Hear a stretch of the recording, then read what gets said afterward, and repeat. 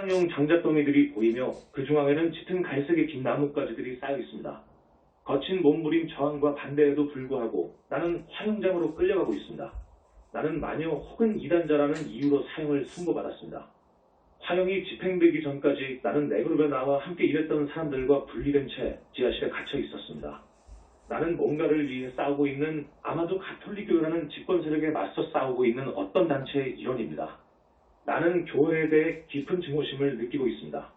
나는 나와 함께 일했던 사람들과 정기적으로 만나 흰옷을 입고 있는 어떤 지도자의 말을 듣고 있습니다. 참석자들 중에서 많은 사람들이 흰옷을 입고 있지만 나는 평범한 옷을 입고 있습니다. 나는 정치에 연루되어 있습니다. 나는 분노에 차 있으며 정의를 위해 아주 열정적으로 싸우고 있습니다.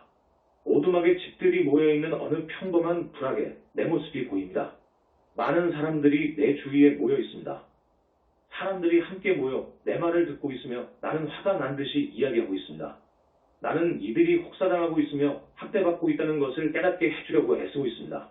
또한 막강한 실력자들은 좋지 못한 동기들을 가지고 있으며 이들에게 사람들이 속고 있다는 것을, 그리고 봉기해야 할 필요가 있다는 것을 분명하게 알 수 있도록 설득하고 있습니다.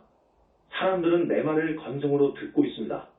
한편으로 나는 이들이 의구심을 품고 있지만 또 다른 한편으로는 나의 거친 행동에 이들이 놀라고 있다고 확신하고 있습니다. 이들은 봉기하는 것을 두려워하고 있습니다. 왜냐하면 생명이 달아날 수도 있기 때문입니다. 내가 거기에 있는 사람들을 열심히 설득하고 있는 사이에 군인들이 들이닥쳐 선동적인 말과 대중을 선동한다는 이유로 나를 체포하고 있습니다. 나는 습기 찬 지하실에 감옥으로 이송되고 있습니다. 화형장으로 끌려가면서도 나는 격분해하며 저항하고 있습니다. 불길이 내 널쩍다리까지 올라왔을 때 나는 묶인 채 무릎을 꿇고 앉아 있습니다. 나는 비로소 두려움을 느끼기 시작하며 갑자기 내가 어떻게 해서 혼자인지를 깨닫고 있습니다. 나와 내 동료들이 서로 분리되어 있었던 것입니다. 화형대는 총 3개가 설치되어 있습니다. 나 이외에 오른쪽에 2개가 더 있음. 이 화형대들은 직사각형의 광장에 둘러싸여 있으며 이 광경을 지켜보기 위해 사람들이 모여 있습니다. 나는 다른 희생자들과 접촉할 수가 없습니다. 나는 불에 타는 엄청난 고통을 느끼고 있습니다. 연기 때문에 나는 더 이상 숨을 쉴 수가 없으며 의식을 잃고 있습니다. 죽고 난 후 나는 떠오르고 있으며 흰옷을 입은 2명의 빛의 존재들과 만나고 있습니다. 나에게 떠오르는 이름은 바울퍼 시몬 사면입니다. 갑자기 이번의 생에서 영성보다도 정치에 대해 내가 더 많은 영감을 받았다는 것을 깨닫고 있습니다. 이제 상징적인 의미에서 정치가 나에게 상대적으로 작은 모래색의 구체로 보입니다. 반면에 영적인 관점은 정치적인 구체보다 훨씬 더 크며 거대하고 멋있는 흰 구체로 보입니다. 폭넓은 영적인 관점에서 보면 문제는 희고 검은 것이 아니라 존재하는 모든 것들이 그것만의 목적과 의미를 가지고 있다는 것이 나에게 분명해지고 있습니다. 이러한 통찰력에 내가 놀라게 하기도 하지만 또한 나를 기쁨으로 가득 채워주고 있습니다. 내가 바울과 시몬 옆에 섰을 때 그들이 나에게 말하고 있는 것이 무슨 뜻인지를 나는 깨닫지 못하고 있습니다.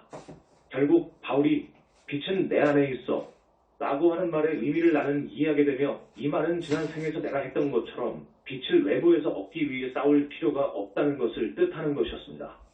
시몬은 더 유머러스한 모습을 하고 있습니다. 그는 기분 좋게 웃으면서 기운 내가 너 라고 말하고 있습니다. 바울과 시몬이 나에게 해줄 말이 더 있는지 내가 궁금해하자 그들은 뒤에 있는 어떤 터널, 즉 구름과 같은 벽으로 된 희고 둥근 터널을 가리키고 있습니다.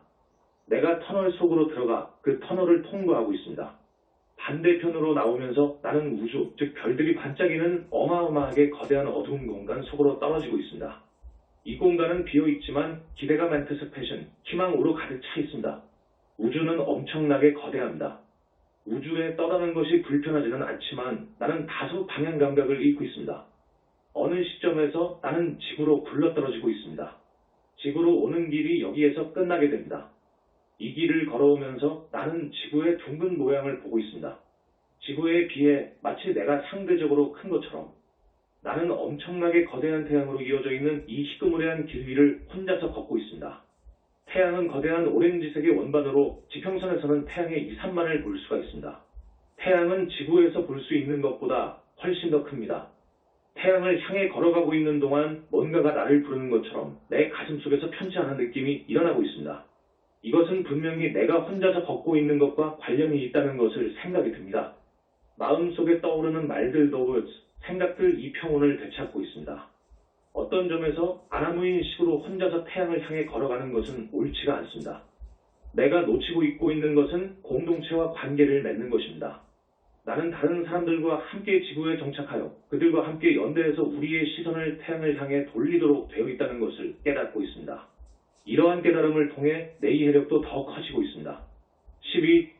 그리스도의 추종자. 마지막 전생태행 시술을 했을 때 정의를 실현하려는 열렬한 운동가 A 이야기에서 내가 만났던 바울과 시몬의 이미지로 다시 한번 더 되돌아가게 됩니다. 또다시 거기에 바울과 시몬이 서 있는 모습이 보이며 지금은 그들이 오히려 더 세속적인 사람처럼 보입니다. 바울의 경우에는 복부까지 그의 하반신은 세속적인 몸으로 보이며 그 윗부분 상반신만 흰빛을 띠고 있습니다. 흰빛의 본질을 느끼기 위해 나는 이 눈부신 흰빛에 집중하고 있습니다.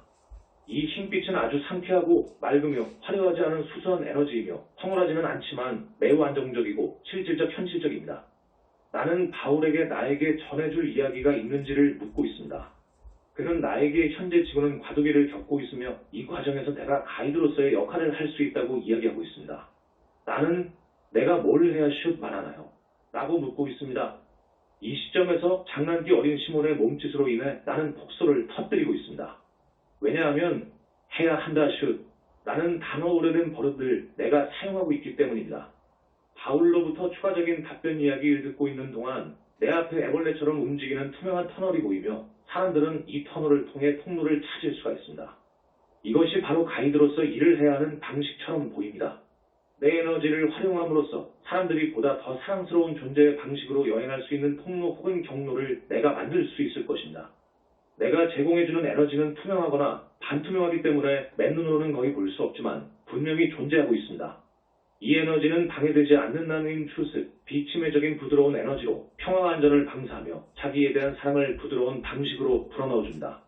나는 내가 평소에 할 수 있다고 생각하는 것보다 이과두기에 더 많은 기여를 하지 않으면 안 된다는 강한 느낌을 받고 있습니다.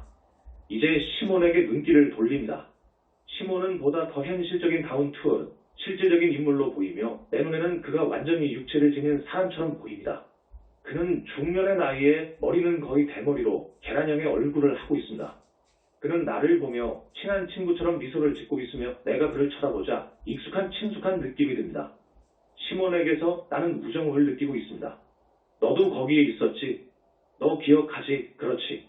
라고 웃으면서 나에게 이야기하고 있습니다. 나는 갑자기 나 자신이 누구인지를 의식하게 사업한 듯 하며 나는 감히 이 말이 사실일 거라고 생각조차 할 수가 없습니다. 그리스도가 지구에 왔을 때 내가 정말로 거기에 존재하고 있었단 말인가? 내가 거기에 존재하고 있었다고 믿는 것은 주제넘는 짓이라고 생각하고 있습니다.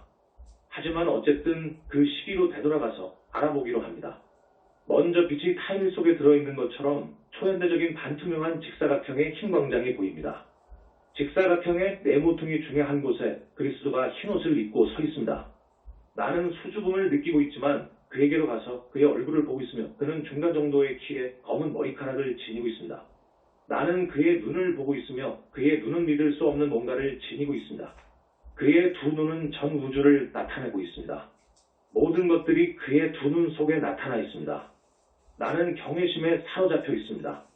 이제 그러한 삶 속에서 나는 내가 누구였는지 집중하고 있습니다. 내가 예수를 추종했던 사람들의 그룹에 속해 있었던 것이 보입니다. 다시 말해 나는 그러한 그룹의 끝에 속해 있습니다. 나는 여성이었습니다. 성경의 이야기가 떠오릅니다. 그 이야기는 두 여인, 즉 예수님께서 어느 특정한 날 자신들의 집을 방문한다는 이야기를 들었던 마르타 마르타와 마리아 메리에 관한 이야기입니다. 마르타는 이 소식을 듣고 정신없이 집안을 깨끗이 청소하기 시작하고 예수님께서 도착하실 때 모든 것이 완전 무결해질 수 있도록 최고의 음식을 준비하고 있습니다. 마르타는 너무 바빠 예수님께서 이미 그곳에 도착해 있다는 것을 눈치도 채지 못하고 있습니다. 예수님은 구석에 앉아 자기의 말을 주의 깊게 듣고 있는 마리아와 이야기를 나누고 있습니다. 내가 마리아와 같은 타입이었다는 느낌이 듭니다. 나는 예수님께서 가져왔던 메시지의 마음을 열어놓고 있었습니다. 마르타 마르타와 마리아 메리, 이 두 사람은 신약성서에 나오는 베다니아 마을에 살았던 여인들로서 예수는 이 가정과 친했다.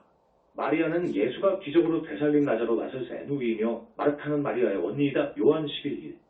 약간 어두컴컴한 방 안에 내가 앉아있는 모습이 보이며 예수님이 문 앞에 나타나고 있습니다. 한편으로 예수님은 강렬한 흰빛을 방사하고 있지만 또 다른 한편으로는 육체를 지니고 있는 평범한 사람이기도 합니다. 나는 일어나서 예수님을 향해 걸어가고 있습니다. 예수님의 면전에서 나는 설명할 수 없을 정도로 겸손해지고 있습니다. 나를 낮추고 있습니다. 나는 예수님 앞에 무릎을 꿇고 머리가 땅에 닿을 정도로, 심지어 내가 바닥에 누워있다 할지라도 그래도 예수님과 비교하기에는 내가 너무 높다고 느끼고 있습니다. 예수님에 대해 나는 엄청난 존경심을 느끼고 있지만 그것은 누가 시켜서 그런 것이 아닙니다.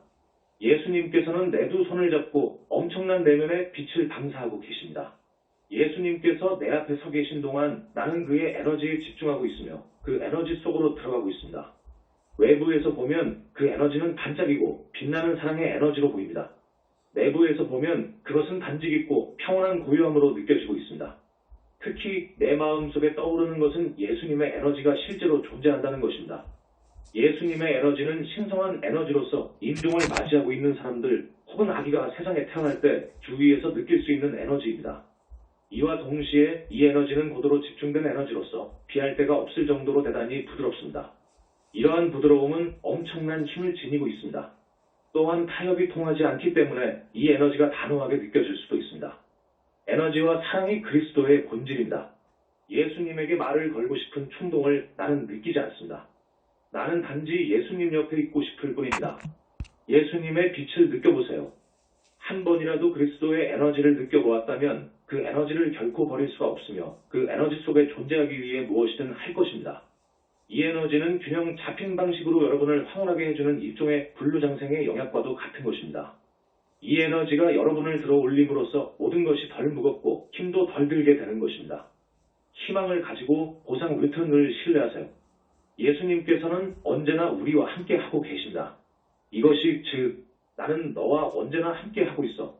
가 예수님께서 나에게 반복적으로 이야기해 주시는 유일한 말씀입니다.